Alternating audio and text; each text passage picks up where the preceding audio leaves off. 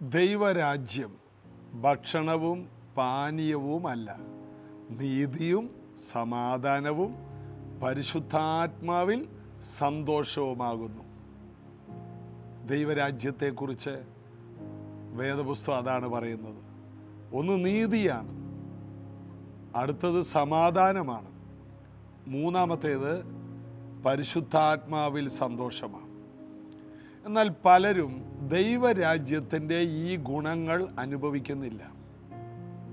America എന്ന രാജ്യത്ത് ചെല്ലുന്നവർക്ക് ആ രാജ്യത്തിൻ്റെ കാലാവസ്ഥ അനുഭവിക്കാൻ പറ്റും, തണുപ്പാണെങ്കിലും ചൂടാണെങ്കിലും. ആ രാജ്യത്തിലെ നന്മകൾ അനുഭവിക്കാൻ പറ്റും. ദൈവമക്കൾ കനാനിൽ ചെന്നപ്പോൾ കനാനിലെ പാലും തേനും അവർ അത് ആസ്വദിച്ചു. ആ ദേശത്തിലെ വിളവ് ആസ്വദിച്ചതിൻ്റെ പിറ്റേ ദിവസം മന്ന നിന്നുപോയെന്നാണ്.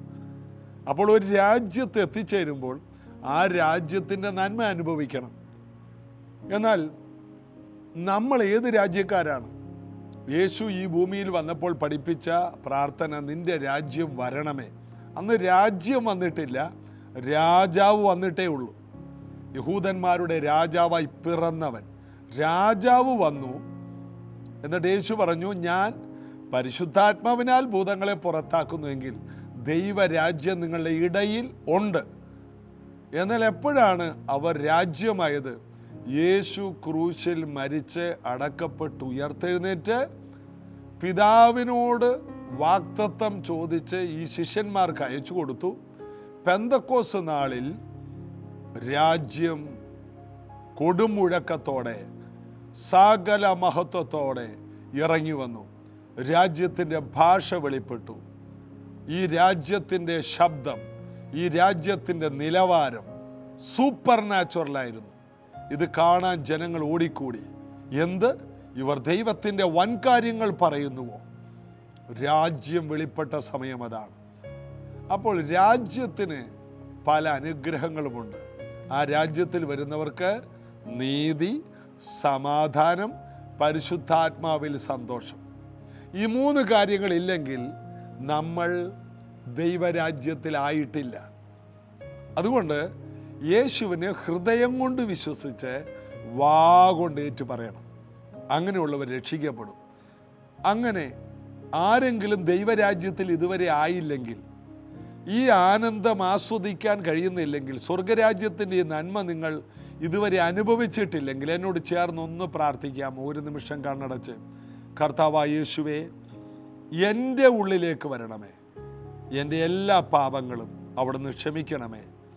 അങ്ങയെ ഞാൻ എൻ്റെ കർത്താവും രക്ഷകനുമായി സ്വീകരിക്കുന്നു. ആമേൻ. ഇത് രക്ഷയുടെ വചനമാണ്. അങ്ങനെ ഏറ്റുപറയുന്നവർ രക്ഷിക്കപ്പെട്ടു. നീ ഇന്ന് എന്നോടുകൂടെ പറുദീസയിലായിരിക്കും. ഒരു സെക്കൻഡ് കൊണ്ട് നടന്ന കാര്യമാണ്. കർത്താവേ, നീ രാജാവാകുമ്പോൾ എന്നെ ഓർക്കണേ. ഒരു ഏറ്റുപറച്ചിലാണ്. ഇത് നമ്മൾ ഏറ്റുപറഞ്ഞു. നമ്മൾ ഈ രാജ്യത്തിൽ എത്തിക്കഴിഞ്ഞു. നമ്മുടെ ജീവിതം ഇന്നു മുതൽ സ്വർഗീയമായിരിക്കും. വിശ്വസിക്കാം. നമുക്ക് ചേർന്ന് പാടി നമ്മുടെ രാജാതി രാജാവിനെ ആരാധിക്കാം. ക്രൂശിതനേ, മഹോന്നതനേ, നിത്യനായോനേ, ഞാൻ നമിക്കുമേ. ഞാനാകുന്നവൻ, ഞാനാകുന്നവനെ ഞാൻ സ്തുതിക്കുമേ. യേശുവിനെ നിൻ സാമീപ്യം യേശുനാഥാ, എന്നിൽ ജീവശ്വാസം നൽകും ദേവാ.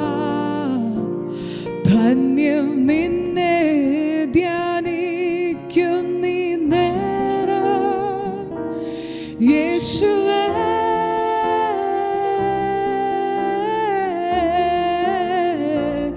നായക നായക യേശുവേ,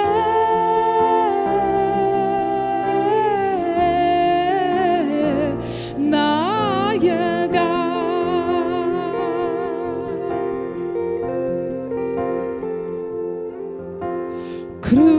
ക്രൂശിതനേ മഹോന്നതനേ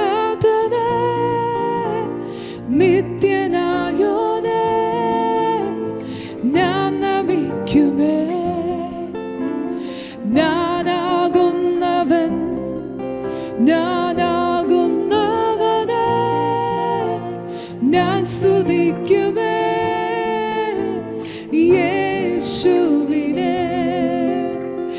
എന്നെ തേടി വന്ന നാഥാ ഞാൻ എല്ലാ നാളും നിന്നെ വാഴ്ത്തും. എന്റെ ദുഃഖം സർവം മായ്ക്കും ദേവാ യേശുവേ.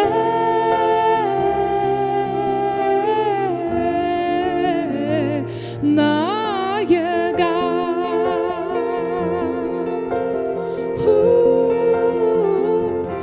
യേശുവേ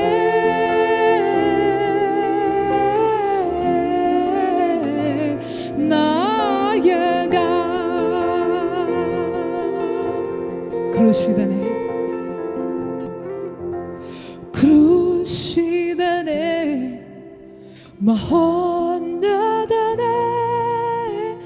നിത്യനായോനേ ഞാൻ നമിക്കുമേ. ഞാനാകുന്നവൻ ഞാനാകുന്നവനെ ഞാൻ സ്തുതിക്കുമേ. യേശുവിനെ നിൻ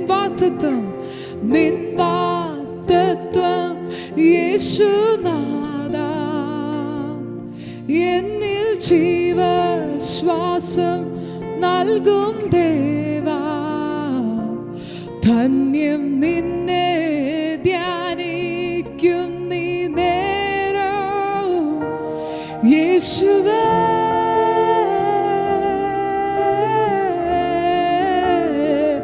നായക യേശുവേ യേശുവേ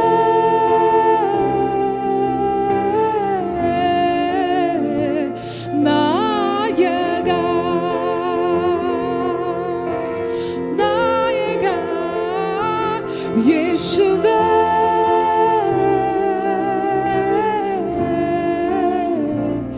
നായക.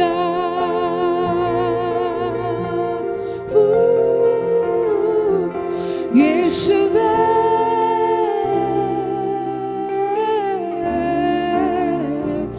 നായക.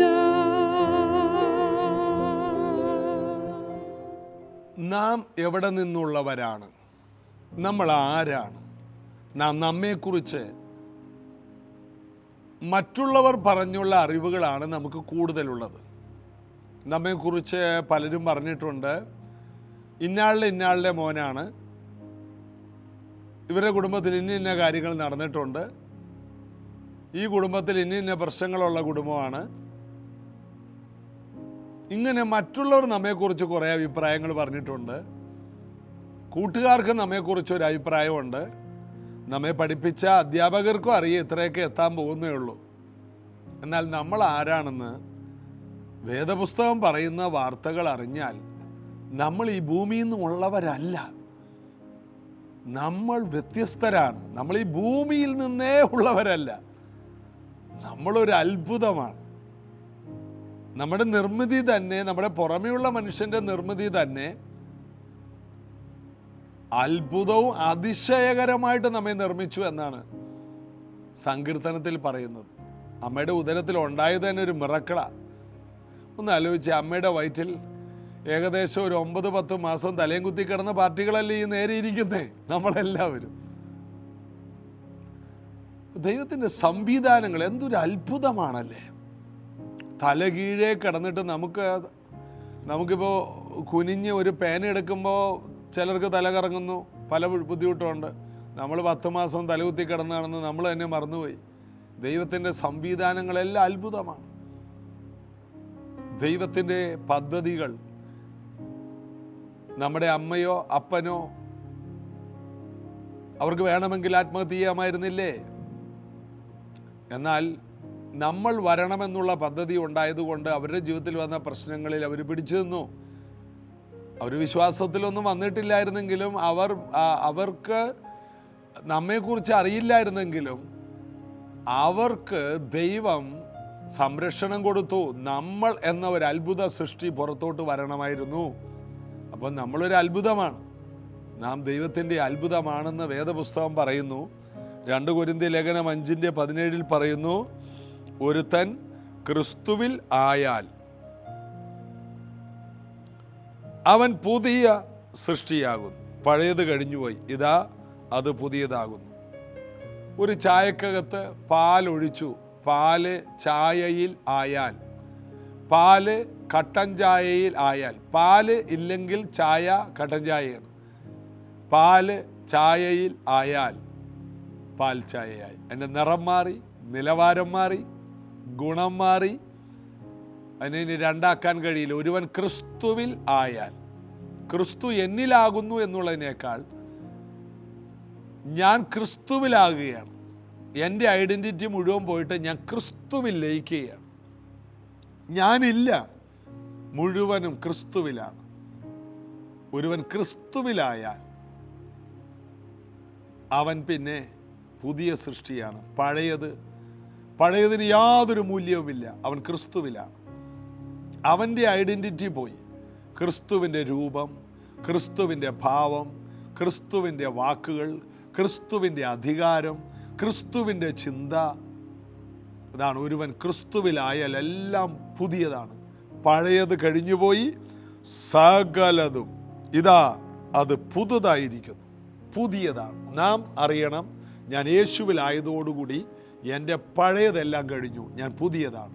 നാം തന്നെ നമ്മെ അംഗീകരിക്കണം, ഞാൻ പുതിയതാണ്, എൻ്റെ പഴയത് കഴിഞ്ഞുപോയി. ബൈബിൾ നമ്മെക്കുറിച്ച് പറയുന്നതെല്ലാം അങ്ങനെയാണ്. ഞാനിപ്പോൾ പുതിയ സൃഷ്ടിയാണ്. എപ്പോഴും ഞാൻ എന്നോട് തന്നെ പറയണം, ഞാൻ എപ്പോഴും എന്നോട് പറയണം, ഞാൻ പുതിയതാണ്, ഞാനൊരു പഴഞ്ചനല്ല. പുതിയതായെന്ന് പറഞ്ഞാൽ അതിൻ്റെ അർത്ഥം അത് പഴഞ്ചനല്ലെന്നാണ്.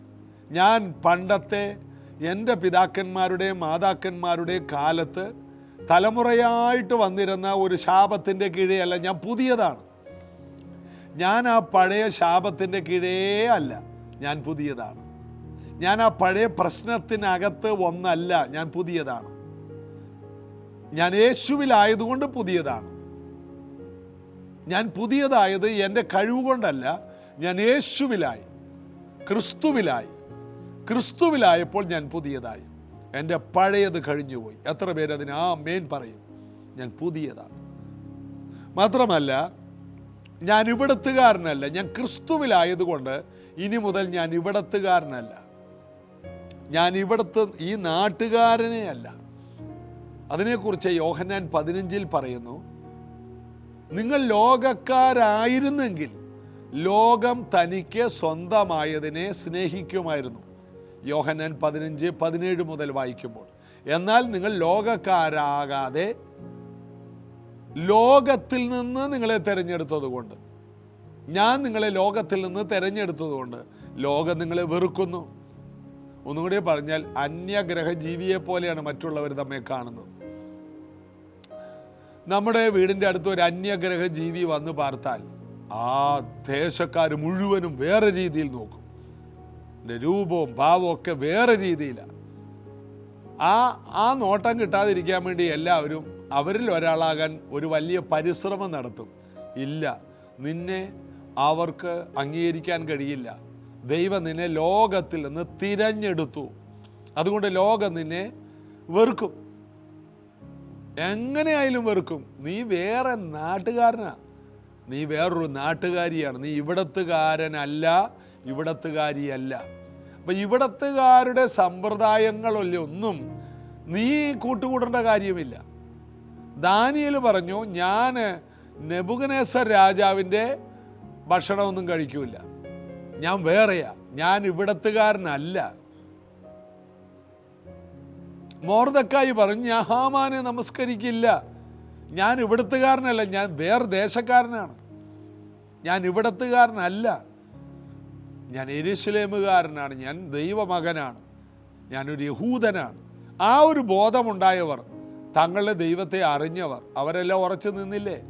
അവർക്കറിയാം അവർക്കൊരു ദൈവമുണ്ട്, ഇവിടുത്തുകാരല്ല ഞങ്ങൾ. അപ്പം നമ്മളെപ്പോഴും നമ്മുടെ ഐഡൻറ്റിറ്റി സൂക്ഷിക്കണം. ഞങ്ങൾ ഇവിടുത്തുകാരല്ല. ഈ ടൂറിസ്റ്റുകൾ ഒത്തിരി വരുന്നൊരു സമയമാണ് ഈ സമയം. അവരിവിടെ വരുമ്പോൾ അവർക്കറിയാം, അവരിവിടെ വന്നു കയറി കഴിയുമ്പോൾ അവർ ഇവിടുത്തുകാരെ പോലെ കുറേ പരിപാടികൾ അവർ ചെയ്യും. എന്തൊക്കെയാണ് ചെയ്യുന്നത്? ഇവിടുത്തെ തുണിക്കടയിൽ കയറി ലുങ്കി മേടിച്ച് ഈ മദാമയൊക്കെ ലുങ്കി മടക്കി കുത്തിക്കൊണ്ട് നടക്കുന്നത്. നമുക്ക് സായിപ്പ് അത് ഉടുക്കുമ്പോൾ തന്നെ സായിപ്പിൻ്റെ ഊരിപ്പോയാണ്. പിന്നെ സായിപ്പിന് അത് ഊരിപ്പോയാലും പ്രശ്നമില്ല, അവിടുത്തെ നാട്ട് രീതി അതാണ്. മുണ്ട് അവരുടുത്ത് നോക്കും. പിന്നെ നമ്മുടെ കടകളിലെല്ലാം കയറി ഇവർ ചുരിദാറും പല പരിപാടികളും അവരെ ഈ കൊണ്ടുവരുന്ന ഗൈഡ് തന്നെ വേഷം കെട്ടിക്കും. ഇവരെല്ലാ വേഷവും കെട്ടി നമ്മെപ്പോലെ എല്ലാ പരിപാടിയും കാണിക്കുമെങ്കിലും അവർക്കറിയാം ഞങ്ങൾ ഇവിടുത്തുകാരല്ല. ഞങ്ങളിങ്ങനെ വെറുതെ നിങ്ങളുടെ കൂടെ ഒന്ന് കൂടാൻ വേണ്ടി ഇങ്ങനെ കാണിക്കുന്ന ഇതാണ് നമ്മൾ അറിയേണ്ടത്.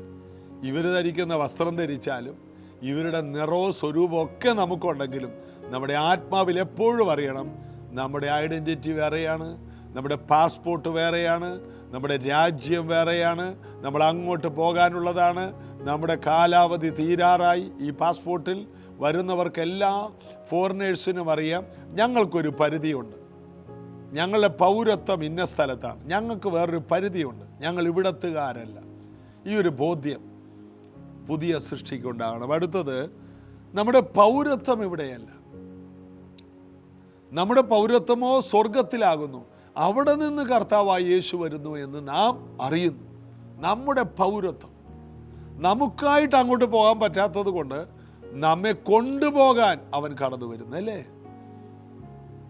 നാം മണവാട്ടിയാണെന്നും നാം തന്നെത്താൻ ഒരുങ്ങണമെന്നും നമ്മെ ചേർക്കാൻ ആ മണവാളൻ വരുമെന്നും ഇതൊക്കെ നമ്മുടെ ഉറച്ച വിശ്വാസമാണ്. ഇതൊരു തമാശയല്ല, ഇതൊരു യാഥാർത്ഥ്യമാണ്. നാം പുതിയതാണ്, നമ്മൾ ഇവിടത്തുകാരല്ല. നമ്മുടെ പൗരത്വം സ്വർഗത്തിലാണ്. നമ്മുടെ പുറമേയുള്ള മനുഷ്യന് ഇവിടെ ഒരു ആധാർ കാർഡുണ്ട്. ആ ആധാർ കാർഡിലെ ഫോട്ടോ കാണുമ്പോഴേ അറിയാം അത് താൽക്കാലികമാണെന്ന്. അതൊരു വികൃതമാണ്, അത് വ്യക്തമല്ല. എന്നാൽ വ്യക്തമായ ഒരു ഐഡൻറ്റിറ്റി നിത്യതയുടേതാണ്. നമ്മുടെ ആധാറെല്ലാം ഒരു അവ്യക്തമാണ്. എന്നാൽ നമ്മുടെ പൗരത്വം, നമ്മുടെ പേര് സ്വർഗത്തിലാണ് എഴുതപ്പെട്ടിരിക്കുന്നത്. അടുത്തത്, നമ്മുടെ നിക്ഷേപം ഇവിടെയല്ല. ഈ ഭൂമിയിലെ നിക്ഷേപങ്ങളെല്ലാം കേടാകും, തുരുമ്പ് പിടിക്കും, ദ്രവിച്ചു പോകും, ജീർണിച്ചു പോകും, ചീഞ്ഞു നാറും. ഇതെല്ലാം ഈ ഭൂമിയുടെ പ്രത്യേകതയാണ്. ഇതിൽ നിന്ന് മനസ്സിലായി ഇവിടെ നമുക്ക് എന്തെല്ലാം നിക്ഷേപമുണ്ടെങ്കിലും ഒന്ന്, അത് അനുഭവിക്കുന്നതിന് മുമ്പേ നമുക്ക് ഈ ഭൂമിയിൽ നിന്ന് പോകേണ്ടി വരും. രണ്ട്, അഥവാ അനുഭവിച്ചാലും നമ്മൾ ഉദ്ദേശിച്ച പൂർണ്ണതയിൽ അത് അനുഭവിക്കാൻ കഴിയില്ല, അത് കയ്യിൽ നിന്ന് നഷ്ടപ്പെടാം. അതാണ് ഭൂമിയിൽ എന്ത് സ്വരൂപിച്ചാൽ. എന്നാൽ നമ്മൾ വിതച്ചതിന്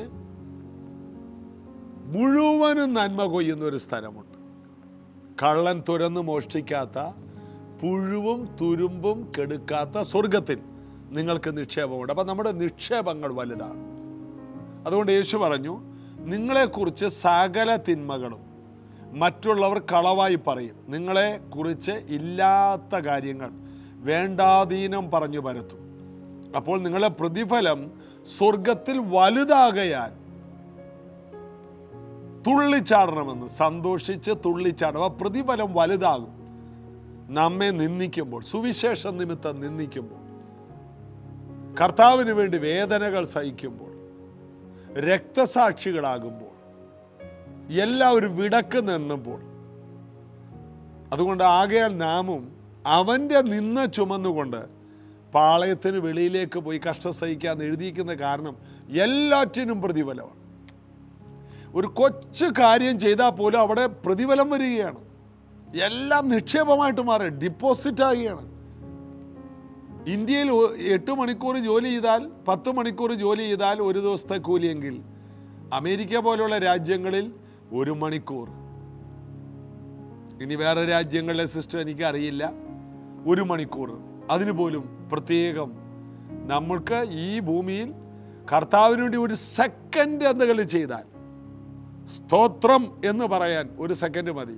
ആ സ്തോത്രത്തിന് പോലും സ്വർഗത്തിൽ പ്രതിഫലമാണ്. നീ പറയുന്ന ഒരു സ്തോത്രം, നീ പറയുന്ന ഒരു പാടുന്ന പാട്ട്, നീ എഴുതിയ പാട്ട്, എല്ലാത്തിനും ഒരു പാട്ട് എഴുതിയ പ്രതിഫലം, ഒരു പ്രസംഗത്തിന് പ്രതിഫലം. ഞാൻ നിങ്ങളോട് ഇത് പറഞ്ഞു തരുന്നതിന് എനിക്ക് സെക്കൻഡിനാണ് നിക്ഷേപം. നിക്ഷേപിക്കപ്പെട്ടുകൊണ്ടേയിരിക്കുകയാണ്. നിങ്ങളിത് കേട്ടത് ആമേൻ പറയുമ്പോൾ അതിന് പ്രതിഫലമാണ്. വിശ്വസിക്കുക.